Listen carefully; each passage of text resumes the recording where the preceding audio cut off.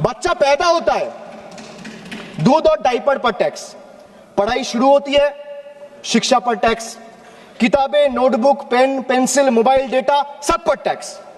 कमाई शुरू होता है, इनकम पर टैक्स। सर बचत करता है, बचत के ऊपर टैक्स। जीने के लिए खर्च करता है, खर्च पे टैक्स। काम पर जाता है, पेट्रोल डीजल पर टैक्स। बीमार पड़ता है, इलाज और दवाई पर टैक्स। बुढ़ापा आता है, पेंशन और इलाज पे टैक्स। और मौत के बाद भी सर शोक सभा में अगरबत्ती जलाने के लिए भी परिवार को टैक्स देना पड़ता है। एक बंदा अगर जन्म से टैक्स पे करता है, जन्म लेते हुए ही दूध के ऊपर टैक्स है, डायपर के ऊपर टैक्स है, फिर स्कूल में जाता है नोटबुक के ऊपर टैक्स है, फिर हॉस्पिटल में जाता है उसमें टैक्स है। कहां से निकाल रहे हैं जी ये सब? मैं बोल रही हूं 2017 जब जीएसटी इंट्रोडक्शन हुआ तब से ही दूध के ऊपर टैक्स नहीं है जीएसटी। ये कहां से ले आ रहे हैं जी? एक इस हाउस को I don't know if it is the right word, बेवकूफ बनाने के लिए उनका भाषण है। मिल्क के ऊपर कोई टैक्स नहीं है जीएसटी, एजुकेशन के ऊपर कोई टैक्स नहीं है, जीएसटी इफेक्टिवली एग्जेम्प्ट है, जीरो है। Pre school to higher secondary education ये सब जीएसटी से मुफ्त। Education leading to recognised qualification जहां है वहां भी जीएसटी नहीं है। बुक्स, नोटबुक्स, टेक्स्ट बुक्स सब जीरो है जीएसटी। ये सब जुलाई 2017 से ही, ये नेक्स्ट जनरेशन जो सितंबर 2025 में आया उसमें और सुधार हुआ है।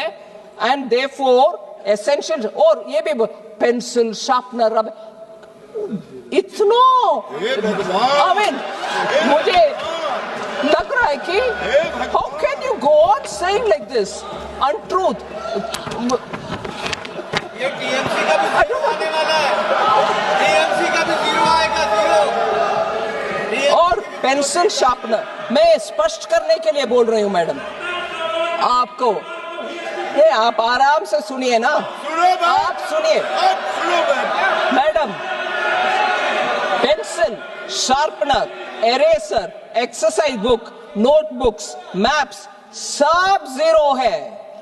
सो ये कहां से निकल कर डेटा ले आ रहे पता नहीं। हेल्थ केयर सर्विसेज सितंबर 2025 से इधर बहुत चर्चा हुआ मानसून सेशन के समय, उसके बाद हेल्थ में मैं जीएसटी काउंसिल को धन्यवाद कहना चाह रही हूं। सभी मंत्रीगण उसमें सहमत थे। जीएसटी रेट ट्रीटमेंट, डायग्नोसिस और केयर के लिए जीरो है, टोटली एग्जेम्प्ट है since 1 July 2017। Health and life insurance अभी वो भी जीरो को आ गया प्रीमियम के ऊपर। फिर पता नहीं कहां से बोल रहे हैं। फिर मुझे बहुत ही दुख लगा, और ये विषय हम सबको दुखदायक बनाने वाले विषय, और इसमें एक बार नहीं दो बार नहीं मैडम, मैडम आप शांति से बैठो। Madam, honourable chair, honourable member Abhishek Banerjee ने 2 बार एक विषय जिक्र किया, मुझे बहुत दुख लगा। हम सबको दुख लगेगा। आदमी मरने के बाद भी जीएसटी है, अगरबत्ती चलाना हो तो भी जीएसटी है। ये बयान उनसे मैंने सुना और मुझे बहुत दुख लग रहा। जीएसटी फ्यूनरल सर्विसेज के ऊपर कभी नहीं था, जीरो। ये कट मनी का बात कर रहे हैं, बंगाल में लेते हैं। हाँ मैडम, मुझे माननीय मेंबर गिरिराज सिंह जी का बयान अभी उचित लग रहा है। शायद बंगाल में कट मनी सिंडिकेट ले रहा होगा डेथ के ऊपर, उसके कारण वो बोल रहे हैं वो जीएसटी है। वो जीएसटी नहीं, टीएमसी का कट सिंडिकेट, टीएमसी का सिंडिकेट ले रहा है।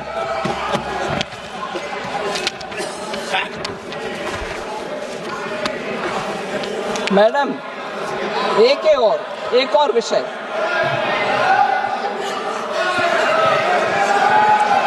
हर विषय में, don't worry, I will say that equally आई से, स्टेट गवर्नमेंट में रोड लेवीज लगाते हैं बंगाल में, और न्यू व्हीकल रजिस्ट्रेशन के समय लगाते हैं। अगर बंगाल के नागरिक के ऊपर इतना उनके मन में पीड़ा है कि जीएसटी लेके जा रहे हैं सब में, वो स्टेट लेवल टैक्स क्यों लगाना है? बंगाल के जनता के लिए मुफ्त दे दो, वो नहीं करते हैं। मगर जीएसटी से पैसा भी आना चाहिए, दोष भी लगाना चाहिए।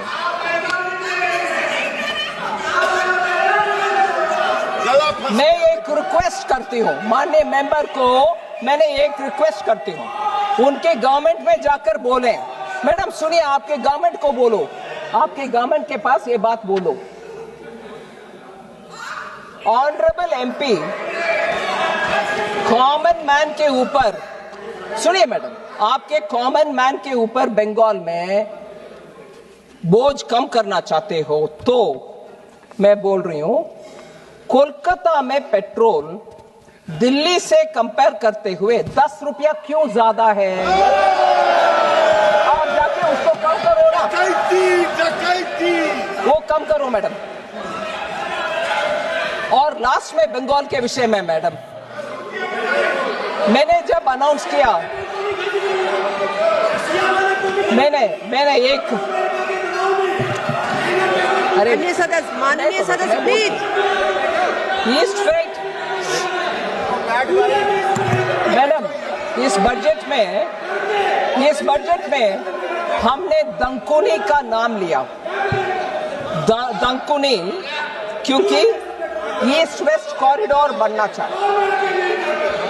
ईस्ट वेस्ट कॉरिडोर जहां दंकुनी से सूरत को जाना है, वो हमने अनाउंस किया। बंगाल के नेतागण को इतना दुख है, बंगाल के लोगों को इतना दुख हो कि ये अनाउंसमेंट माननीय सीएम ममता बनर्जी जब रेलवे मंत्री थी उस समय ये अनाउंसमेंट हो चुका है, आप कुछ नया नहीं कर रही हो। ये अनाउंसमेंट, ये उनका शिकायत है। Dankuni to Surat east west freight corridor का अनाउंसमेंट, उसमें बंगाल के लोग बोलते हैं ये तो हमारी ममता बनर्जी रेलवे मंत्री जब थी उस समय अनाउंसमेंट हुआ है। गलत है, बिल्कुल गलत है। I have announced new dedicated freight corridor Dankuni से सूरत। माननीय ममता बनर्जी जी ने लुधियाना से कोलकाता को दंकुनी के द्वारा कुछ अनाउंस करके चले गए, वो कुछ नहीं हुआ उसमें। मैंने अनाउंस किया दंकुनी से सूरत, वो बिल्कुल नया है, इसलिए हर विषय में श्रेय लेने का कष्ट ना करें। इसमें एक विषय में हाउस के ध्यान ले आना चाह रही हूं। माननीय प्रधानमंत्री जी, हम सबको ये बात पहले से बोल रहे हैं, 2014 से बोल रहे हैं कि हमसे पहले रेलवे का कितना भी अनाउंसमेंट हुआ, वो जो कंप्लीट नहीं हुआ उन सबको कंप्लीट पहले करो, चाहे वो कोई और पार्टी ने अनाउंस किया होगा, फिर भी कंप्लीट करो, उसके बाद हमारे अनाउंसमेंट। ऐसे 1990 से मैडम 28 प्रोजेक्ट्स अटका पड़ा था, उन सब को हमने मोदी जी के नेतृत्व में हमने कंप्लीट कर चुके हैं, 1990 से जो पेंडिंग है। और 172 ऐसे प्रोजेक्ट्स 2000 से 2014 में घोषणा हुआ है, उन सब का काम भी अभी हम करते जा रहे हैं। सो हमने ये नहीं किया कि हमसे पहले जो भी अनाउंस किया हमें परवाह नहीं, हम हमारे काम करेंगे। No, we are completing even that which has been announced earlier. मगर ये क्रेडिट जहां मैं दंकुनी से सूरत बोल रही हूं, उसको ममता जी का अकाउंट में डालना सही नहीं। बोलते हैं वेस्ट बंगाल बजट में एक बार भी मेंशन नहीं हुआ। ये डेलिबरेटली पता नहीं क्यों मिस इन्फॉर्मेशन करना चाहते हैं। मैं बोलना चाह रही हूं, वेस्ट बंगाल पूर्वोदय में एक बहुत ही इंपॉर्टेंट स्टेट में, वो स्ट्रैटेजिकली उनको उधर लोकेशन पूर्वोदय में, उसके तहत East Coast Industrial Corridor Durgapur से बजट अनाउंसमेंट इतना क्लियर करती है, integrated East Coast Industrial Corridor Durgapur में एक नोड रख करके आसनसोल दुर्गापुर बेल्ट को पोजीशन करती है और ईस्टर्न इंडियन इंडस्ट्रियल कॉरिडोर उससे बनेगा, दुर्गापुर उसका एंकर होगा। Second, high speed rail to North Bengal, Varanasi से जो अभी मैंने बताया सिलीगुड़ी जाने वाले train, high speed rail North Bengal को पहुंच रही है। सिलीगुड़ी नॉर्थ में एक ट्रांसिट हब जैसे बनने वाले हैं, वो भी बंगाल में है। तीसरा, जूट रिवाइवल के लिए हमने इतना बड़ा घोषणा की है, national fibre scheme for self reliance in jute, और बंगाल के हुगली बेल्ट में जो जूट मिल्स है उन सब में लाखों जूट फार्मर्स को उसके द्वारा उनका जीवन शैली ही गुजरता है, उनके लिए अलग से national fibre for self reliance in jute. क्या सिर्फ बंगाल के लिए वो एक अकेला स्कीम नहीं होगा, बड़ा सा स्कीम नहीं होगा, किसान के लिए नहीं होगा, वो भी बंगाल के लिए है। इसके अलावा leather exports, duty free imports, inputs, shoe upper का इनपुट्स का भी हमने ड्यूटी फ्री कर दिया, जिससे लेदर इंडस्ट्री में काम करने वाले बंगाल में ज्यादातर लोग पहले 6 महीने के लिए इंपोर्ट करें और 6 महीने के अंदर एक्सपोर्ट भी करना पड़ता था। अभी वो नहीं है, आप इंपोर्ट करो, पूरे 1 साल रखो और उसके बाद आराम से एक्सपोर्ट करो। ये सुविधा लेदर इंडस्ट्री में काम करने वाले के लिए इस बजट में हमने दिया है, वो बंगाल के लिए नहीं है। फिर पूर्वोदय, इसमें टूरिज्म डेस्टिनेशन, ये पूर्वोदय 5 स्टेट के लिए, हर एक स्टेट में एक वर्ल्ड क्लास टूरिज्म डेस्टिनेशन हम बनवाएंगे, इसका अनाउंसमेंट भी हुआ। वेस्ट बंगाल उनके अपने चुने हुए कुछ क्षेत्र को ऐसे हाईलाइट बना सकते हैं, वो अपने स्टेट के इच्छा के अनुसार वो कर सकते हैं, वो भी उनके लिए। ऐसे ही जंगल महल एरिया में जो बीड़ी बनाने के लिए तेंदू लीफ निकालते हैं फॉरेस्ट से, उस तेंदू लीफ के ऊपर TCS हम कलेक्ट करते थे, उसको 5% से 2% को कम करवाया इस बजट में। उसके बेनिफिट सीधा बंकुरा, पुरुलिया और मिदनापुर में जो काम करते हैं, फॉरेस्ट में जाकर के तेंदू पत्ता ले आकर के बीड़ी वर्कर को देते हैं, उनको सीधा मिलेगा। ये सब बंगाल के लिए नहीं है क्या?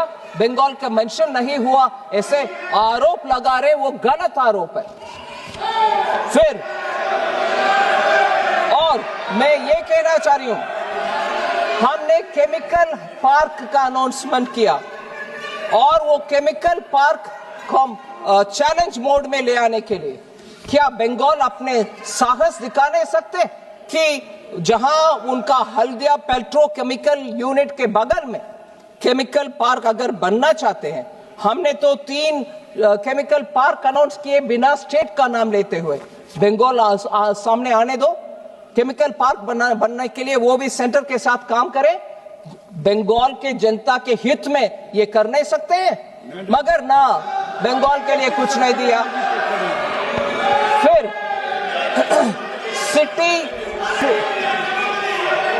सिटी इकोनॉमिक रीजन का अनाउंसमेंट हुआ। इसमें हम बोल रहे हैं, आप उदाहरण के लिए मैं बोल रही हूं, मैंने नाम नहीं लिया, कोई भी स्टेट आ सकते हैं सामने। हर साल अगले 5 साल के लिए हर साल 1000 करोड़ देंगे एक सिटी का इकोनॉमिक रीजन बनाने के लिए। क्यों?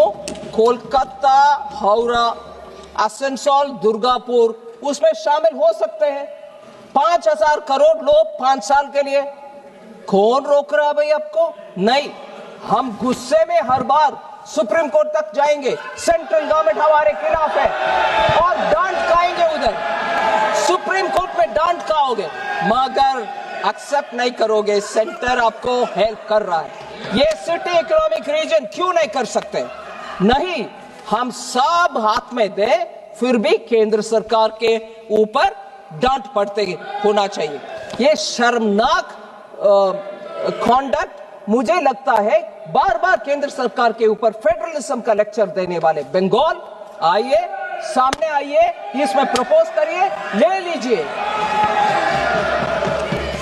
और लास्ट में madam, national institute of design जो अहमदाबाद में है, देश में और एक नहीं है, उनका आउटपोस्ट ही है, उनका एक्सटेंशन है।